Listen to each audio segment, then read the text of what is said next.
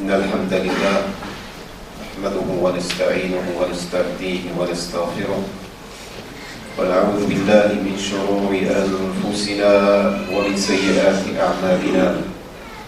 من يهده الله فلا مضل له ومن يضلل فلا هادي له، وأشهد أن لا إله إلا الله وحده لا شريك له، وأشهد أن سيدنا وحبيبنا وقائد دربنا ومعلمنا محمدا عبد الله ورسوله وصفيه من خلقه وحبيبه.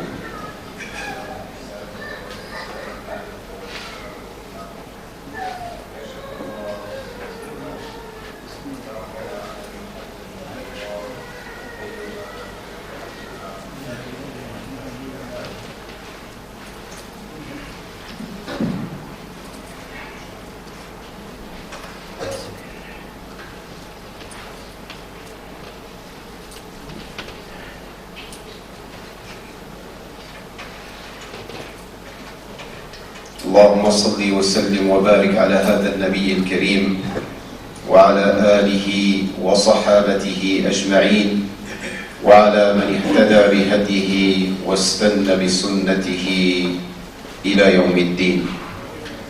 يا أيها الذين آمنوا اتقوا الله وقولوا قولا سديدا يصلح لكم أعمالكم ويغفر لكم ذنوبكم، ومن يطع الله ورسوله فقد فاز فوزا عظيما. اللهم اجعلنا من عبادك الفائزين.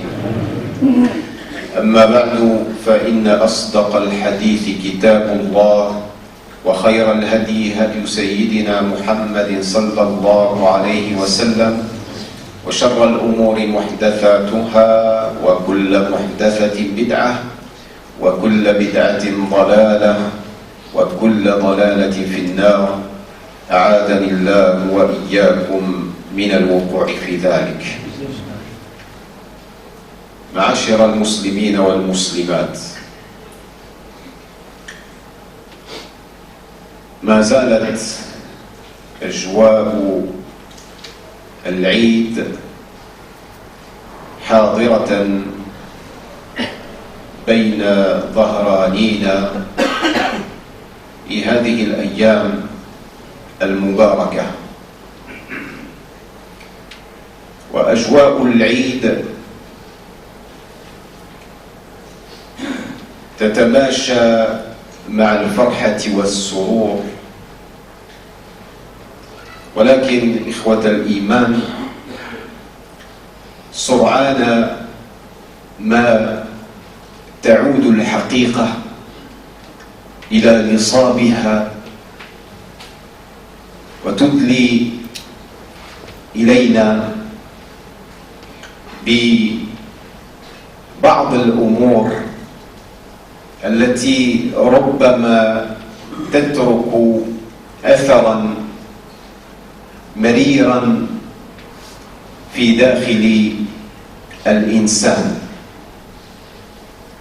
فإذا ما أشرقت شمس العيد ربما سرعان ما تعود ظلمات الأحزان وظلمات الكروب وظلمات الهموم. نسأل الله تبارك وتعالى أن يفرج كرب المكروبين، وأن ينفس هموم المهمومين، وأن ينصر المظلومين، وأن يعز المذلولين، وأن يرينا أن يجعلنا يومنا هذا خيرا من أمسنا، وأن يجعل غدنا خيرا من يومنا. آمين آمين يا رب العالمين. الحقيقة هي الفقر عند بعض الناس، الحقيقة هي الهموم والكروب والشدة والغمة وما إلى ذلك من ألوان المرارة التي تحيط وتحدق بالناس نسأل الله تبارك وتعالى فرجا قريبا. يا معشر الفقراء ويا معشر المهمومين ويا معشر المعوزين ويا من أحاطت بهم الهموم وأثقلت كواهلكم الأحزان ويا من عظمت بهم الكروب، ثقوا بموعود الله تبارك وتعالى وأمنوا في فرجه القريب، لأنه هو الذي قال لنا سيجعل الله بعد عسر يسرا. وهو قال لنا جل من قائل في محكم التنزيل: يسأله من في السماوات والأرض، يسأله من في السماوات والأرض كل يوم هو في شأن، أي كل من في السماوات والأرض يسأله بلا استثناء.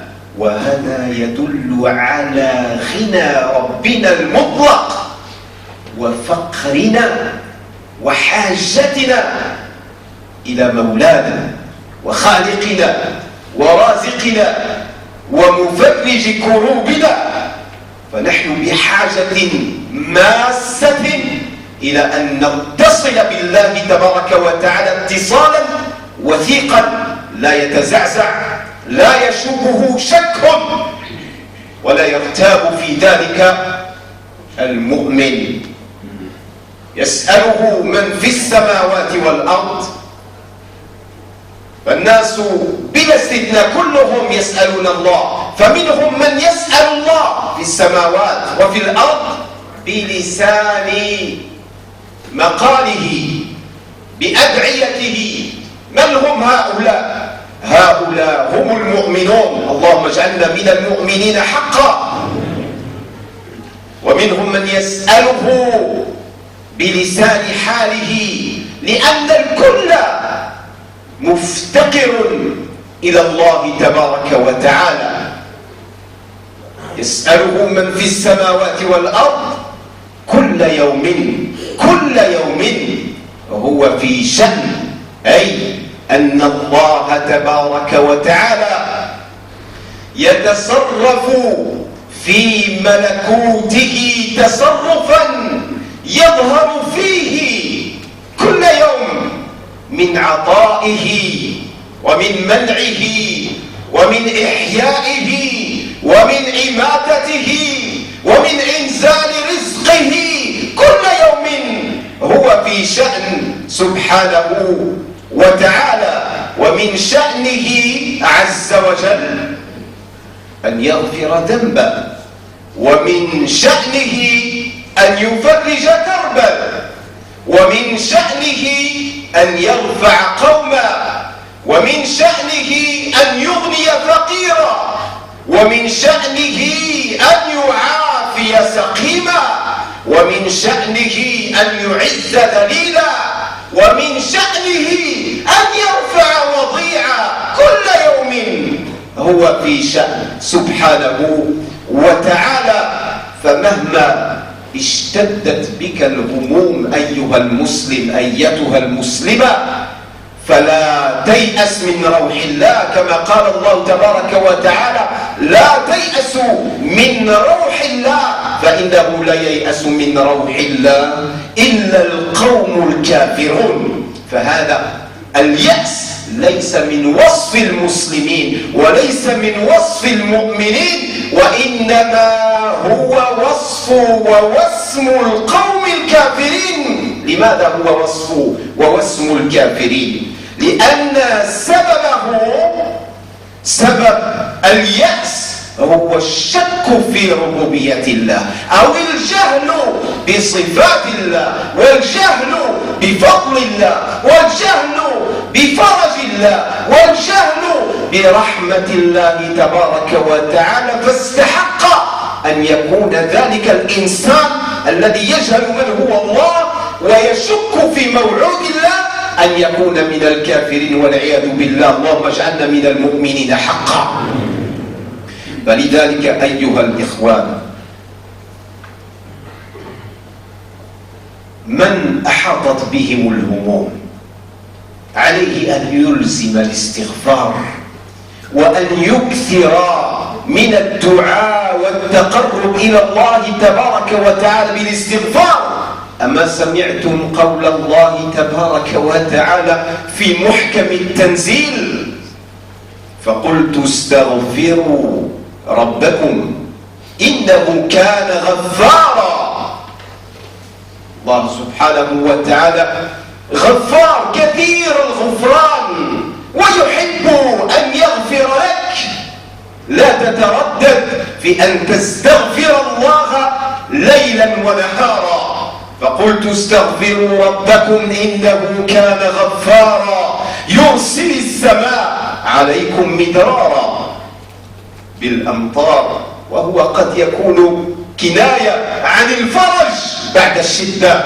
قد يكون أن الله تبارك وتعالى يكشف الغمة عنك، يرسل السماء عليكم مدرارا ويمددكم بأموال وبنين ويجعل لكم جنات ويجعل لكم أنهارا. هذه هو من أتته هذه الأشياء فهو من الأغنياء، فهو ليس بحاجة إلى أحد من خلق الله تبارك وتعالى، فإنه سعيد بالاستغفار وسعيد بمعية الله تبارك وتعالى. اللهم اجعلنا منهم يا رب العالمين. فلذلك من لزم الاستغفار كما ورد في حديث صحيح أنه ضعيف ولكن معناه صحيح، وهو مصداقا لقول الله تبارك وتعالى في هذه الآية التي تلوناها على شريف مسامعكم: أن الله تبارك وتعالى يجعل بعد الضيق الفرج ويجعل لك من كل ضيق مخرجا ويرزقك من حيث لا تحتسب. لا تتردد في أن تستغفر الله تبارك وتعالى بكثرة وأن تلزم ذلك بالليل والنهار، فلسوف تجد نصر الله تبارك وتعالى أقرب إليك مما كنت تتصور. اللهم انصرنا على شهوات أنفسنا، ونسألك اللهم أن تجعلنا من عبادك السعداء. Mes chers frères et sœurs en islam,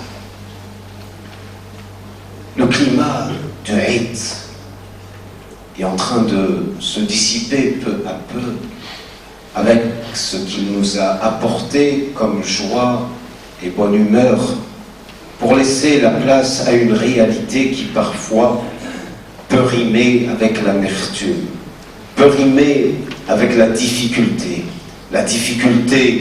financière, la difficulté de la santé, la difficulté sociale, toutes sortes de difficultés là pour nous rappeler une réalité qui est parfois assez dure de vivre. Qu'Allah tabaraka wa ta'ala vienne en aide à toutes les personnes qui ont des problèmes, des souffrances quelconques. Sachez, mes chers frères et sœurs en islam, vous qui avez des problèmes financiers, vous qui avez des problèmes de santé, vous qui avez des soucis, des angoisses, du stress, toutes sortes d'afflictions qui viennent vous alourdir l'atmosphère, soyez confiants en la promesse d'Allah tabaraka wa ta'ala. Allah nous a promis, et Allah ne faillit jamais et ne trahit jamais ses promesses. Qui est plus véridique qu'Allah tabaraka wa ta'ala en promesse?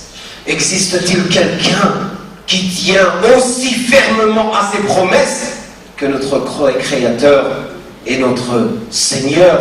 N'est-il pas celui qui nous a dit dans le Coran al-Karim: certes Dieu fera succéder à la difficulté une facilité? Et nous pouvons lire également dans une autre sourate qu'une difficulté ne peut pas avoir la prépondérance sur deux facilités, car après une difficulté, Dieu t'amènera ou acheminera vers toi de facilité. N'avez-vous pas entendu la parole du Très-Haut dans le Saint-Coran lorsqu'il nous dit dans la sourate Ar-Rahman, la sourate du miséricordieux, la sourate du miséricordieux, il est sollicité en permanence par les habitants des cieux et les habitants de la terre. Et les habitants de la terre, tous les jours, ils se manifestent avec une situation différente. C'est-à-dire que si les habitants des cieux et de la terre le sollicitent et l'implorent tous les jours, sans aucune exception, il y a ceux qui le sollicitent par les paroles, par leurs invocations, par leurs supplications. Ceux-là, ce sont les croyants. Et il y a ceux qui le sollicitent implicitement, même s'ils n'évoquent pas, en réalité sont dans la sollicitation. Pourquoi? Parce que tous, autant que nous sommes dans la pauvreté la plus absolue et nous sommes dans le besoin et la nécessité extrême d'être en permanence en contact avec notre Créateur. Et nous ne pouvons pas faire l'économie, ne serait-ce que l'once du nombre, nous détacher d'Allah tabaraka wa ta'ala. En aucun cas, nous devons oublier notre Seigneur. En aucun cas, nous devons baisser les bras dans notre relation spirituelle qui nous lie à Allah subhanahu wa ta'ala. Dieu est le riche et il se passe de toutes choses. Et nous sommes dans la pauvreté, l'indigence la plus absolue. Que nous reste-t-il? Eh bien, apprenez ceci. Allah tabaraka wa ta'ala nous dit, chaque jour, il se manifeste par une situation différente. Si toi aujourd'hui tu es dans la pauvreté, sache que ces manifestations c'est d'enrichir le pauvre. Si tu es dans la maladie, sache que ces manifestations c'est de guérir les malades. Si tu es dans une difficulté quelconque, si tu es humilié, si tu te sens rabaissé, sache que ces manifestations c'est d'élever les gens qui se sentent rabaissés. Allah tabaraka wa ta'ala se trouve proche des humbles.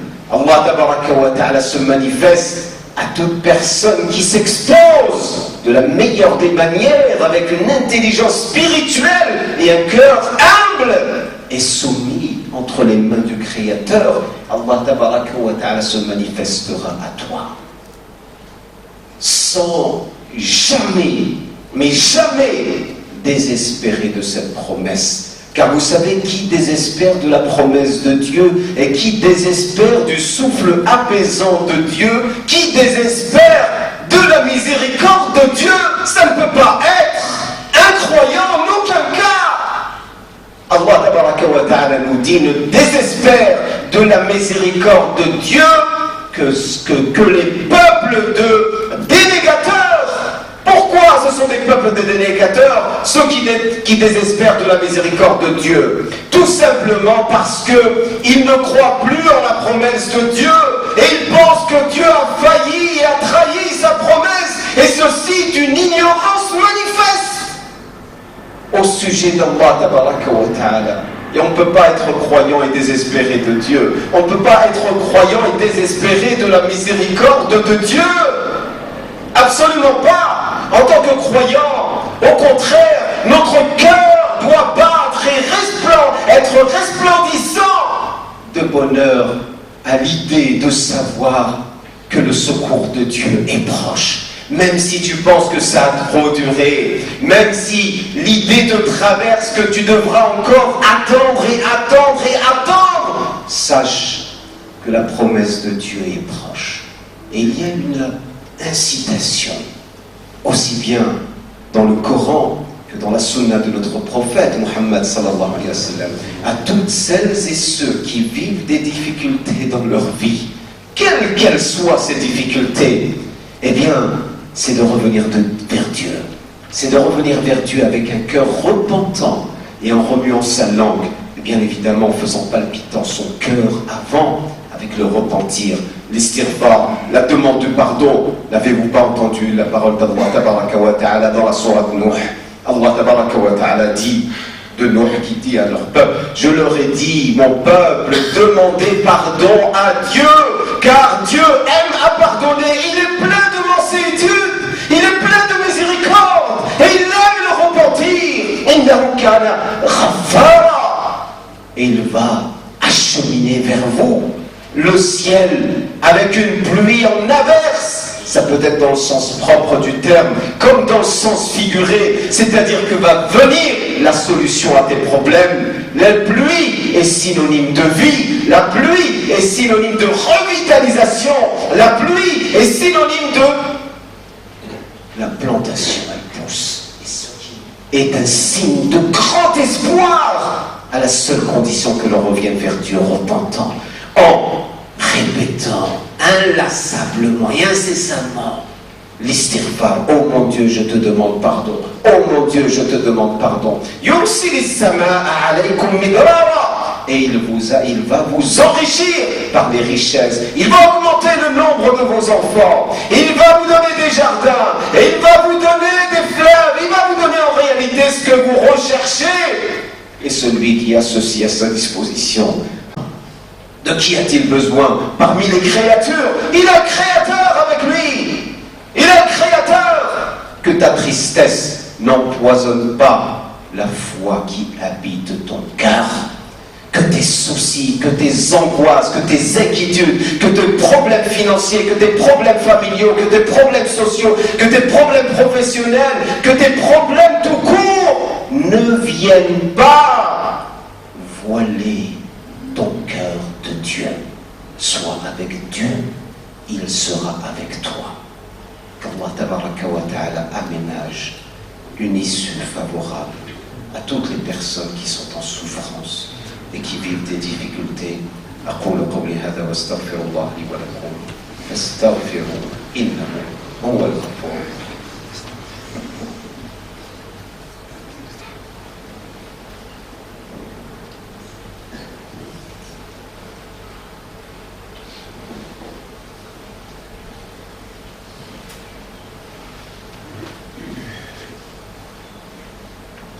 الحمد لله نحمده ونستعينه ونستهديه ونستغفره. أعوذ بالله من شرور أنفسنا ومن سيئات أعمالنا. من يهده الله فلا مضل له ومن يضلل فلا هادي له. وأشهد أن لا إله إلا الله وحده لا شريك له. وأشهد أن سيدنا وحبيبنا وقائد دربنا ومعلمنا محمدا عبد الله ورسوله. اللهم صل وسلم وبارك عليه وعلى آله وصحابته أجمعين وعلى من اهتدى بهديه واستنى بسنته إلى يوم الدين. ثم أما بعد، إخوة الإيمان، أوصيكم ونفسي بتقوى الله، فإن الله تبارك وتعالى يجعل لمن اتقى مخرجا من كل ضيق مخرجا ويرزقه من حيث لا يحتسب. اللهم اجعلنا من عبادك المتقين.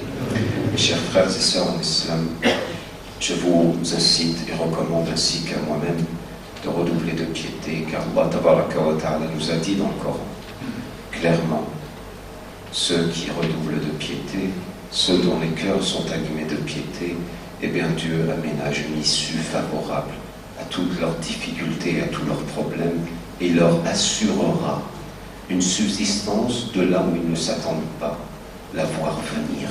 Qu'Allah remplisse nos cœurs de piété. Amin, Rabbil Alamin. Avant de clôturer ce prêche, nous implorons Allah tabaraka wa ta'ala pour nos malades qui souffrent à longueur d'année, qu'Allah tabaraka wa ta'ala les accompagne. Et nous avons particulièrement deux jeunes, une fille qui s'appelle Myriam Batoul, qui rentre aujourd'hui à l'hôpital pour une opération, qui a 3 ans. Qu'Allah tabaraka wa ta'ala fasse que cette opération soit réussie.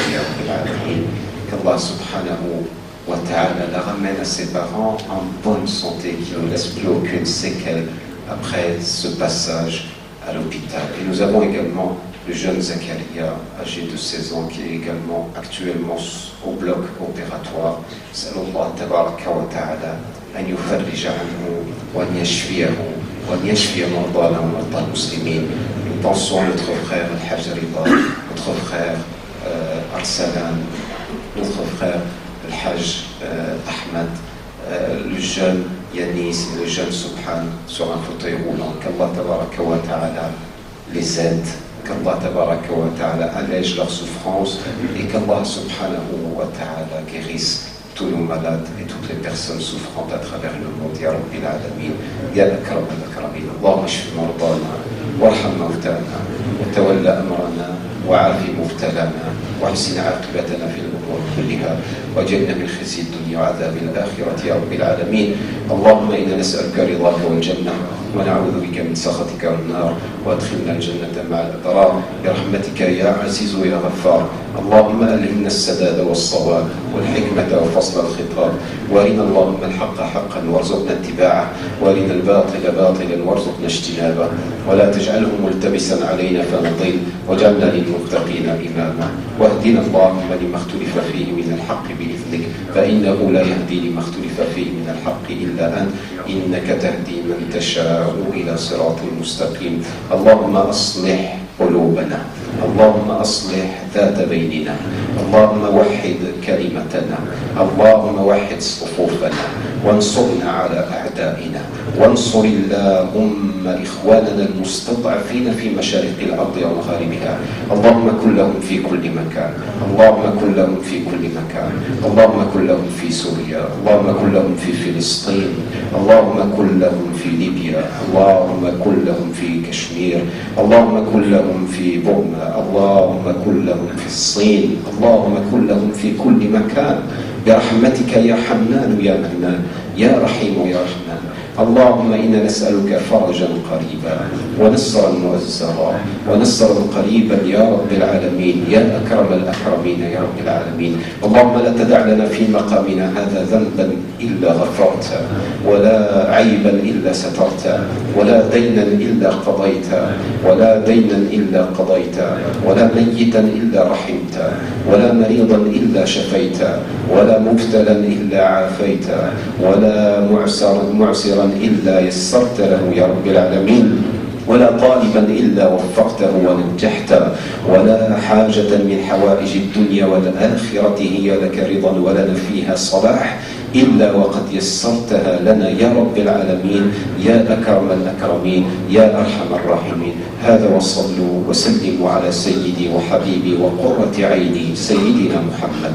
اللهم صل وسلم وبارك عليه في الأولين وفي الآخرين وفي الملأ الأعلى إلى يوم الدين وفي كل وقت وحين وفي العالمين برحمتك يا أكرم الأكرمين يا رب العالمين. سبحان ربك رب العزة عما يصفون والسلام على المرسلين الحمد لله رب العالمين.